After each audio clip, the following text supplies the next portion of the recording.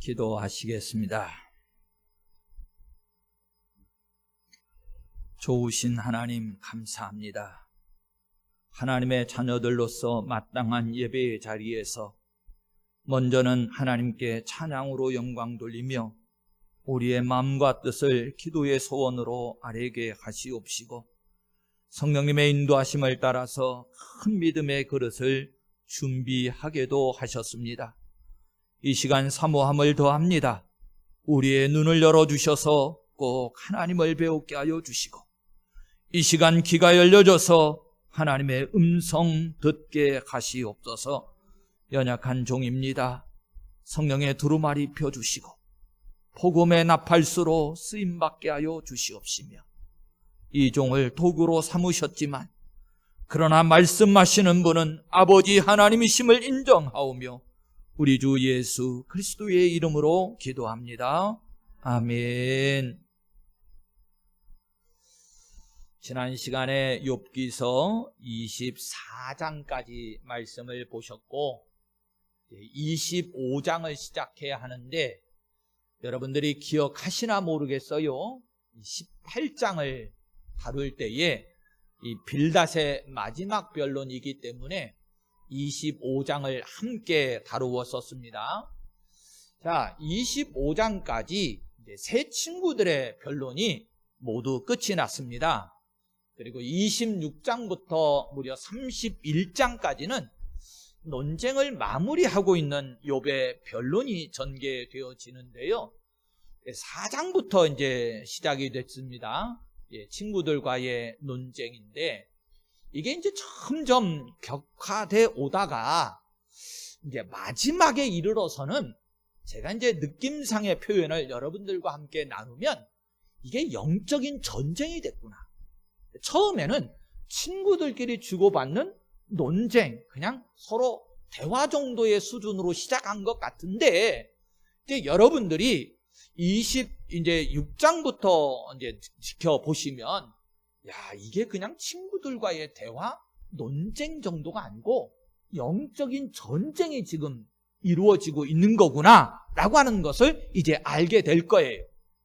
그리고 또 하나 이제 느껴본 게 있었는데, 그게 뭐냐면, 처음에는 이 친구들이 욥을 좀 공격했다고 그럴까요? 그리고 이제 욥은 현실, 자기의 상황이 아픔과 고난 속에 있기 때문에 친구들이 그렇게 공격을 할 때에 수세에 좀 밀리는, 그러니까 친구들은 막 공격을 퍼부어대고 욥은 좀 위축되는 그런 상황처럼 여겨졌는데, 이게 이제 말씀이 전개되어져 가면서 계속해서 이 친구들은 점점 시들해지기를 시작하고, 그래서 말씀을 보다 보면 엘리바스나 빌닷의 변론 같은 경우는 아주 짧게 끝나고 그나마 소발은 아예 입을 다물어 버리고요. 그런데 욥은 마지막에 이르러서는 26장부터 31장까지라고 그랬죠. 장장 6장에 걸쳐서 변론을 하는데 욥이 점점 하나님 앞에 더 가까이 가고 믿음은 더 굳건해지고 말씀은 하나님의 뜻과 진리에 더 가까워지면서 잘 정리가 되고 마무리가 되고 있는 모습을 살펴보게 됩니다. 자, 이제 26장부터 27장까지의 말씀을 이제 오늘 보게 될 건데, 26장에 보면 1절에 욥이 대답하여 이르되 이렇게 이제 시작이 되어집니다. 그러면서 2장 이후에 보면 네가 참 잘도 도와주는구나, 참 잘도 구원하여 주는구나. 3절에 보시면 참 잘도 가르치는구나, 참 잘도 자랑하는구나 그래요. 여러분들 혹시 지금 참 잘도 도와준다, 참 잘도 구원하여 준다, 참 잘도 가르친다, 참 잘도 자랑한다, 성경을 읽으시면서 어떤 느낌이 드십니까? 이게 욥이 지금 말하고 있는 겁니다. 욥이 친구들한테 어떤 느낌이 드세요? 문자적으로만 요것만 딱 떼놓고 보면 참 잘도 도와준다, 참 잘도 구원하여 준다. 제가 표현은 잘 못하겠는데 이게 긍정적으로 문자적으로는 보일 수 있어요. 그런데 앞에서부터 흘러왔던 친구들과 욥의 논쟁을 아시지요? 이 문맥의 흐름 속에서 보면 참 잘도 도와주고 가르쳐주고 그래서 고맙다는 느낌이 아니고요. 어떤 느낌이 들지요? 약간 비꼬는 느낌, 혹은 그들의 말을 좀 더 심하게 말하면 경멸하는 느낌, 그런 느낌이 들어요. 더더군다나요, 정말 오늘 이제 함께 나눌 말씀의 중심 속에 들어와 있는 내용이기도 한데 4절에 보시면 누구의 정신, 예전 성경에는 뉘신이라고 말을 합니다. 뉘신, 이게 우상신이거든요. 그런데 지금 정신이라는 단어로 우리가 바꾸어졌는데 그것도 옳은 말이에요. 도대체 누구의 정신이, 누구의 이 생각이, 누가 말하고 있는 것이 지금 내게서 나왔느냐, 그러면서 욥이 오히려 친구들한테 심각한 질문을 던지고 있는 거예요. 그러면서요, 너희들은 그렇지, 그런데 나 욥은 6절에 보시면 하나님 앞에서는, 그러면서 그들이 말하고 있는 모든 것들을 정리를 하면서 욥이 스스로 이제 하나님 앞에서는, 그러면서 하나님의 위대하심을 증거해 가기를 시작을 하고요, 27장에 가서는 다시 본론으로 들어와서 내가 하나님 앞에서 2절에 맹세하노니, 5절에서는 오늘 우리가 함께 읽었지요, 죽기 전에는 나의 온전함을 버리지 아니할 것이라, 6절에 가서는 내가 내 공의를 굳게 잡고 놓지 아니하리니, 그러면서 욥이 더욱더 굳건하게 믿음을 지킬 것을 다짐을 합니다. 그러면서 7절에 나를 치는 자는 불의한 자같이 되기를 원한다. 13절에서는 악인이 하나님께 얻을 분길, 포학자가 전능자에게서 받을 산업은 이것이라. 22절에 하나님은 그를 아끼지 아니하시고 던져버릴 것이다. 23절에 그의 처소에서 그를 비웃으리라, 그러면서 대적들이 받게 될 심판에 대해서도 말을 하고 있습니다. 자, 이게 이제 전체적으로 26장, 27장의 이제 내용이 되어지겠습니다. 자, 그런데 이 26장과 27장을 다루면서 제목을 이렇게 정했지요. 죽기까지 온전함을 지키겠다. 누가 한 말이죠? 놓치면 안 돼요. 누가 이 말을 했어요? 아유, 성도님들 반응 좀 보여주셔봐요. 누가 지금 이 소리 했죠? 욥이 저는 어떻게 이렇게 큰 믿음을 가지고 있을 수 있겠나 싶은 생각이 들었어요.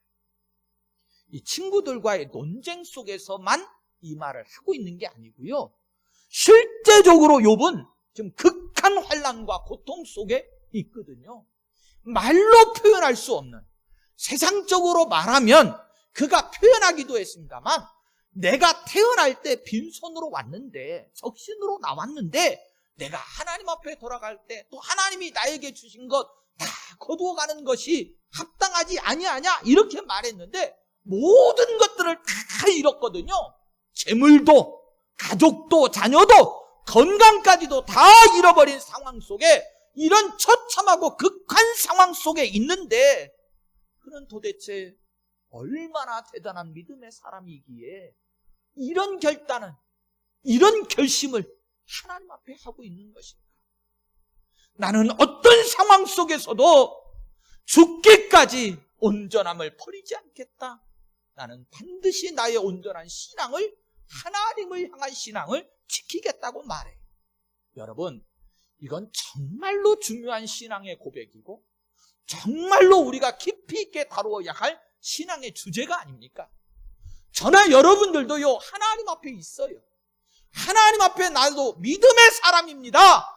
그래서 이 순간 이 자리에 있어요.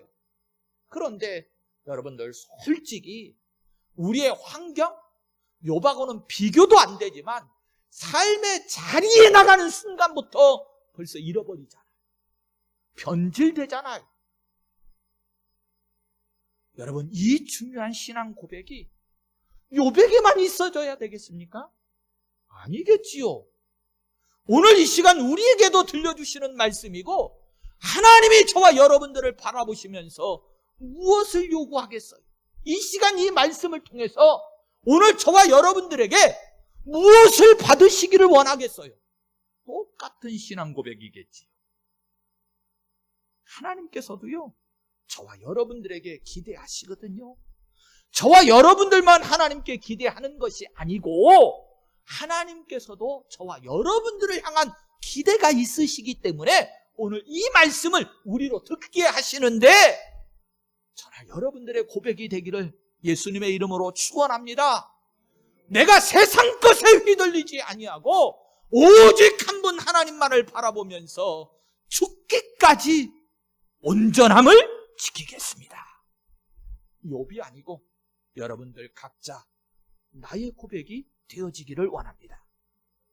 자, 이 말씀을 이제 우리가 다루게 될 텐데, 그런데 전체적인 흐름을 파악해 보면서 이 말씀이 나오게 되는 배경을 좀 살펴볼게요.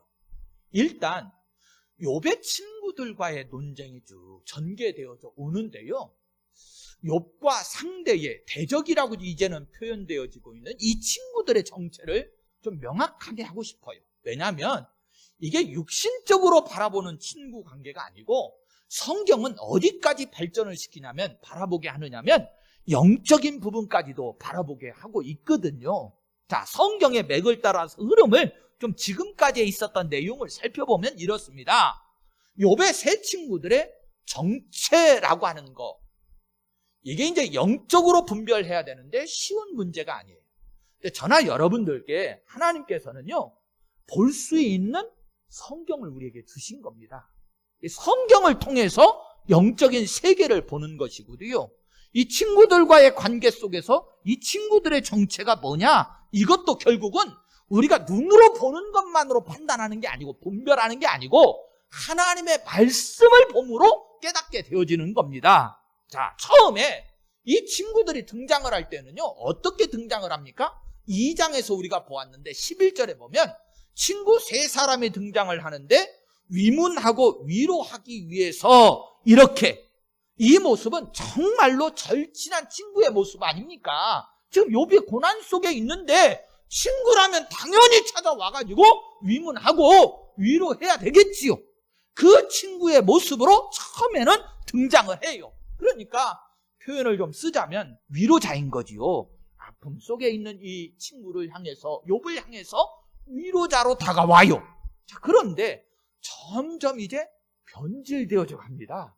6장으로 가보시면 욥이 표현을 이렇게 하고 있습니다. 낙심한 자는, 뭔가 내가 삶 속에서 낙심거리가 있을 때에는 친구들로부터 동정을 받게 마련인데, 나도 사실 그 마음이 있어서 지금 너희들을 대하고 있는 것인데 25절에 보면 너희는 오히려 나를 책망하고 있구나.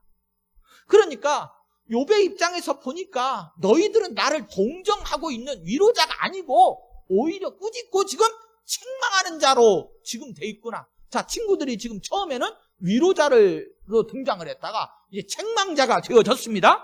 13장으로 또 가보시면 더 심각해져요. 너희는 거짓말을 지어내는 자요, 다 쓸모없는 의원이구나. 말로 너희들은 나를 회복시킬 것처럼 뭔가 의원 노릇처럼 하는 것 같지만 너희들 전부 다 거짓말쟁이고 가짜, 오히려 거짓에 쓸모없는 의사들이다, 의원이다, 이렇게 말을 하고요. 16장에 가보시면 2절에 너희는 다 재난을 주는 위로자다. 글쎄, 이게 위로자가 맞을까요? 마음에 상처를 주고 더 큰 아픔을 주는데 이게 어떻게 위로자겠어요? 어쨌든 표현은, 성경 표현은 재난을 가져다 주는 거짓된 위로자가 되겠지요. 위로자라고 말해. 또 16장 3절에 보시면 네가 무엇에 자극을 받아, 그러면서 이 친구들을 향해서 너희들이 무엇에 자극을 받았느냐, 한마디로 누가 너희들을 자극해가지고 나에게 보냈느냐, 너희들이 아니고 너희들 분명히 보낸 배후 세력이 있다, 그러면서 요 시점부터는요 점점 영적인 부분이 배후에 등장을 해요. 영적으로 이제 나누어지기를 시작을 하는 겁니다. 그러면서 16장 20절에 나의 친구는 나를 조롱하는 자가 되고, 19장 2절에 가보시면 말로 나를 짓부수는 자라고도 말하고, 19장 22절에서는 나를 박해하는 자가 되었더니, 급기야는 21장으로 와서 27절에 나를 해하려는 속셈도 내가 안다. 그러면서 뭔가 지금 음모가 니들 속에 있는 것이다. 이렇게 말하고 드디어 우리가 26장 4절에서 누구의 정신이 내게서 나왔느냐 이렇게 말하기에 이르기까지 했습니다. 누구의 정신을 아까 제가 뭐라고 그랬죠? 뉘신. 뉘라는 말이 누구의 약자 줄임말이죠? 뉘신이 옛날 성경에 그렇게 써있다 그런 말이에요. 누구의 신, 거짓된, 한마디로 사탄, 이들의 정신이, 이들의 말이, 이들의 배우가 너희들에게 있어서 지금 나를 공격하고 있지, 이런 거예요. 제가 이 부분을 영적으로 나누었으니까요. 사탄과 하나님의 자녀, 이 대립으로 좀 보십시다. 이것을 그대로 전개를 해보면 이렇습니다. 여러분, 어차피 처음부터 하나님과 사탄이 욥기서에는 등장을 했어요. 그렇지요? 자, 그리고 분명히 사탄이 그러지 않습니까? 욥이 지금 하나님을 저렇게 잘 섬기고 하나님이 지금 욥을 높이고 계신데 하나님 제가 가서 한번 쳐볼까요? 그랬잖아요. 그러고서도 욥이 정말로 하나님을 잘 섬기고 인정하는지 믿음을 안 저버리는지 한번 보십시다 그랬거든요. 자, 그런데 사탄이 동원한 방법이 여러분 자연을 동원하고 뭐 대적들을 동원해서 자녀들을 뺏어가고 이런 것만이 아니고요. 사람을 이용하기도 하는데 가장 최측근 가장 가까이에 있었던 여러분 2장에 보시면 아내까지도 등장을 해서 결국은 가장 가까운 아내를 통해서 공격을 하는데 그래도 욕하고 죽으라고 하는데 욥이 지키잖아요. 그러니까 사탄의 공격이 아내를 통해서는 실패로 돌아간 거니까 이제는 친구들을 동원해가지고 욥의 믿음을 꺾어보려고 했던 거예요. 그런데 결론은 욥은 더욱더 굳건해져요.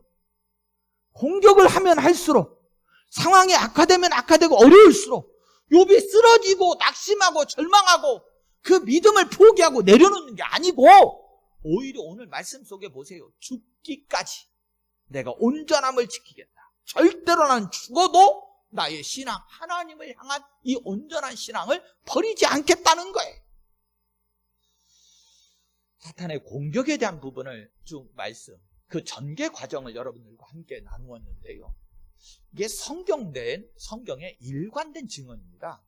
영적인 세계의 부분을 여러분, 우리 신앙인들이니까 절대로 가벼이 하시면 안 됩니다. 이 사탄의 공격에 대해서 보세요.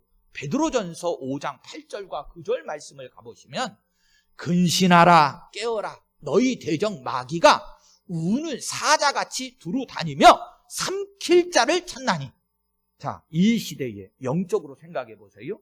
분명히 마귀가 우는 사자같이 두루 다니면서 삼킬 자를 찾는다고 그래요. 그러면 마귀 사탄이 여러분들 앞에 짠 나타나가지고 사자로 막 덤벼들던가요? 영적인 세계를 가만히 보세요. 하나님도 우리를 통해서 우리를 매개체로 해서 역사하지만 영적인 세계 속에 마귀 사탄도 역시 우는 사자라는 표현을 썼지만 여러 매개체를 통해서 지금 이 순간 욥의 과정 속에서는 아내가 되기도 하고 친구들이 되기도 하고 그들을 매개체로 해서 영적으로 사탄이 배후 조종을 해가지고 우는 사자처럼 공격을 하거든요. 너희는 믿음을 굳건하게 하여 그를 대적하라. 이는 세상에 있는 너희 형제들도 동일한 고난을 당하는 줄을 알미라. 그러면서 성경은 이렇게 일관되게 저와 여러분들에게 영적인 전쟁 속에서 마귀 사탄이 우는 사자같이 저와 여러분들을 쓰러뜨리고 넘어뜨리려고 온갖 방법을 다 동원하는데 때로는 이렇게 가족, 친구들까지 동원을 해서 너희들을 쓰러뜨리려고 하니 경계하라는 거예요. 경계하라는 거예요. 구체적인 내용의 비유를 성경에서 하나 좀 찾아봤어요. 열왕기상 22장에 가보시면 특별히 22절에 이런 말씀이 나와요. 내가 나가서 거짓말하는 영이 되어 그의 모든 선지자들의 입에 있겠나이다. 그래요. 제가 이 22절만 읽어드렸는데 배경을 안 알려드리면 여러분들이 이 말씀을 잘 이해를 못할 것 같아요.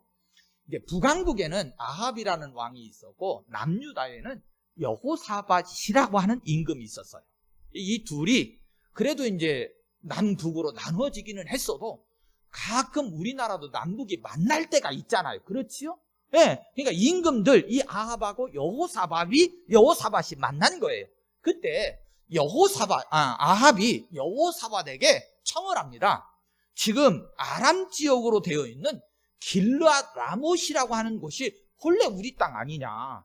그런데 저 아람이 저렇게 우리 땅을 빼앗아 갖고 다스리고 있는데 저걸 어떻게 우리가 가만히 둘 수 있겠느냐. 그러니까 우리가 연합군을 형성을 해가지고 저 아람을 침공해가지고 길르앗 라못을 우리가 다시 되찾아오자 이렇게 건의를 해요. 그러니까 이 남쪽의 왕이었던 여호사밧이 좋다. 우리의 군대나 우리 땅이나 지역이나 다 같은 하나 아니냐. 그러니까 우리가 연합을 해서 저 아람을 쳐가지고 잃어버린 길르앗 라못을 저 북쪽 땅인데 그걸 찾아오자. 대신 여호사밧은 남쪽 유다 사람이의 임금이니까 하나님 앞에 물어보고 하자. 아합은 안 그러잖아. 아합은 우리가 잘 아시죠? 자, 그런데 이 여호사밧은 하나님께 물어보고 하자. 그러니까 아합이 하는 말이 그래요. 하나님의 선지자들이 나한테 좋은 소리를 한 적이 한 번도 없는데 이제 그러는 거예요. 그래도 여호사밧이 아니라고. 그래도 하나님의 뜻을 물어봐야지. 그리고 물어보는 거예요. 그러니까 아합이 있다가 미리 다 선지자들을 준비를 시키는데 무려 400명이나 선지자들을 준비시킵니다. 그런데 이 거짓 선지자들이죠. 이 아합이 물어볼 때 이 선지자들이 400명씩이나 다 올라가서서 하나님이 함께 하셔가지고 반드시 그 땅을 되찾아오게 할 것입니다. 그러고 말하는 거예요. 그런데 여호사밧이 그 400명이 똑같이 말하는 소리를 들으니까 뭔가 찜찜하거든. 400명씩이나 너무 똑같이 얘기를 하니까 이게 아무래도 찜찜하니까 여호사밧이 있다가 아합한테 하는 말이 그래도 하나님의 선지자, 참 선지자라고 하는 미가 선지자가 있지 않습니까? 그러니까 미가 선지자를 좀 데려다가 물어보십시다. 그랬더니 아합이 또 있다가 하는 말이 그래요. 그 선지자가 미가가 나한테 좋은 말을 한 적이 한 번도 없다. 그래가지고 미가 선지자를 역시 이제 그래도 여호사밧이 그래야만 연합군을 해준다고 그러니까 불러다가 물어요. 그랬더니 아니나 다를까 미가 선지자가 있다가 올라가면 틀림없이 이기게 할 것 같지만 비꼬는 말입니다. 아니라는 투로 얘기를 하니까 아합이 있다가 그것 보라고. 저 미가 선지자는 나한테 길한 말을, 좋은 말을 한 적이 없다고. 그렇게 하고 돌려 쫓겨보내려고 해요. 그럴 때 미가 선지자가 예를 들어서 설명을 하는 내용이 그렇습니다. 하나님 앞에서 하나님이 저 아합을 누가 좀 꼬드겨가지고 저 아람 군대를 좀 치게 올라가게 해가지고 저를 죽게 만들 자가 없느냐, 꼬드길 자가 없느냐 그랬더니 한 영이 나서서 하는 말이 그래요. 내가 나가서 거짓말하는 영이 되어 그의 모든 선지자들의 입에 있겠나이다. 이게 무슨 뜻이죠? 앞서서 400명이나 되는 선지자들이 있었잖아요. 그 선지자들은 거짓의 영의 지배를 받아가지고 지금 보세요. 거짓말하는 영이 되어져서 그의 모든 선지자들의 입에 있어가지고 거짓된 말로 꼬드겨서 저 죽음의 사지로 올라가게 만들겠습니다. 그런 뜻인 거예요. 자, 이 말씀을 제가 일부러 좀 깊이 있게 예를 들어 설명을 했어요. 왜 그렇지요? 지금 이 욥이 친구들과의 논쟁 속에서 그냥 사람과 사람 관계와 관계성 속에서 주고받는 말처럼 여러분들이 혹여 성경을 읽을까 봐 그게 아니라고.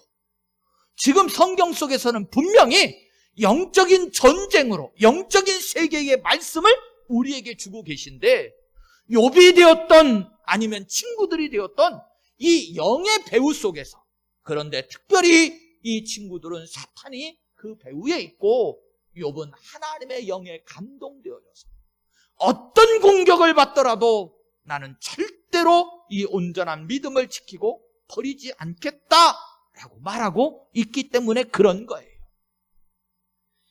성경에 일관되게 주장되어지고 있는 이 영적인 논쟁의 부분이 결과적으로 이제 성경의 끝자락인 계시록에 가면 분명하게 정리가 됩니다. 요한계시록 16장 13절에서 14절 말씀을 가보면 이럽니다. 또 내가 보매 개구리 같은 새 더러운 영이 용의 입과 짐승의 입과, 여기 보세요, 거짓 선지자의 입에서 나오니. 다시 읽어드릴게요. 이게 이제 성경의 영적인 세계에 대한 마지막 결론 부분에 가 있는 거잖아요. 그죠? 계시록이. 이게 중요한 부분인 거예요. 자, 이 요한계시록 이 끝자락에 가서 또 내가 보매 개구리 같은 새 더러운 영이 용의 입과 짐승의 입과 거짓 선지자의 입에서 나오니 그들은 귀신의 영이라. 이렇게 분명히 말을 해요. 여러분, 명심하셔야 됩니다. 성령의 검이 나오느냐 아니면 더러운 영이 나오느냐에 따라서 이게 참이냐 거짓이냐 이렇게 구별되는 거예요. 다시요, 선지자라고 하는 말을 놓치지 마세요. 하나님의 사람이고요, 이 시대로 말하면 때로는 저 목회자일 수 있어요. 그런데 이 선지자의 입에서 무엇이 나오느냐에 따라서 이게 거짓 선지자냐 아니면 참이냐 분별되어진다는 겁니다. 욥도 우리가 겉으로 보면 친구들 이 친구들이 신분이 친구냐 아니면 어떤 위치냐 어떤 관계냐 이런 외모적인 것이 아니고요, 그들의 입에서 토해내는 이 말을 듣고 지금 분별해야 된다는 거예요. 다시 한번 이 욥기서의 이 말을 우리가 주목해서 들어야 할 이 말을 읽어드릴게요. 26장 4절이었어요. 네가 누구를 향하여 말하느냐, 누구의 정신이 내게서 나왔느냐, 이렇게 말하고 있어요.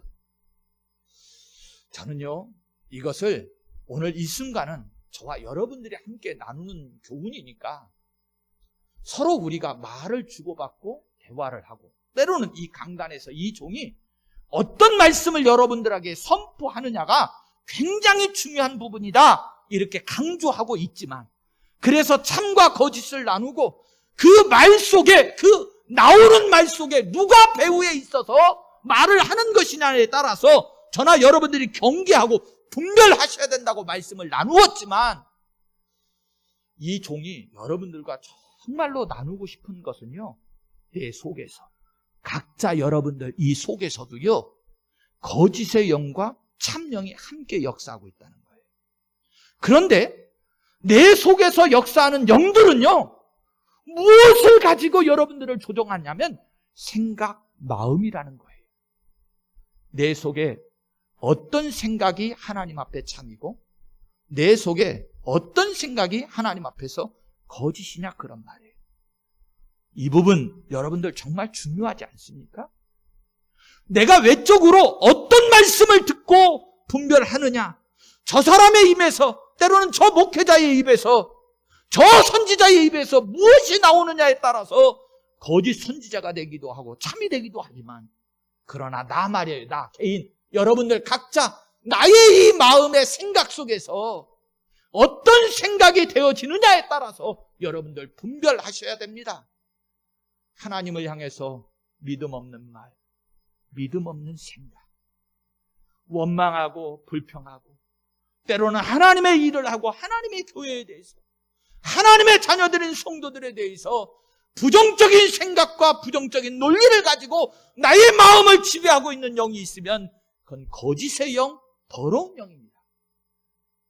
그런데 내 속에서 항상 하나님을 향하여, 오늘 욥처럼 절대로 죽는 한이 있어도 내 온전함을 버리지 않고 지키겠습니다 라고 하는 결단의 고백, 늘 긍정적이고 늘 은혜이고 늘 배려하고 늘 그리스도의 사랑으로 품으려고 하는 나의 생각과 마음이 이 속에서 나오면 그것은 하나님의 영이 나를 지배하고 내게 주신 생각인 줄로 믿습니다. 성도 여러분 어떠세요? 하나님의 말씀을 깊이 있게 쪼개면 쪼갤수록 하나님이 우리를 붙잡고 인도해 가시는 것을 느끼게 되어져요. 오늘 여기까지 말씀을 정리하고 다음 시간에 함께 나눌 건데, 여러분 욥의 이야기를 통해서도 하나님은 분명히 저와 여러분들에게 하나님의 생각을 넣어주시고 하나님의 자리로 이끌어가기를 원하십니다. 세상의 것에 흔들리거나 지배받지 마시고 욥처럼 우리도 결단하고 고백하십시다. 내가 죽기까지 죽는 한이 있어도 절대로 하나님을 향한 참된 믿음, 온전한 믿음은 버리지 아니하고 지키겠습니다. 할렐루야.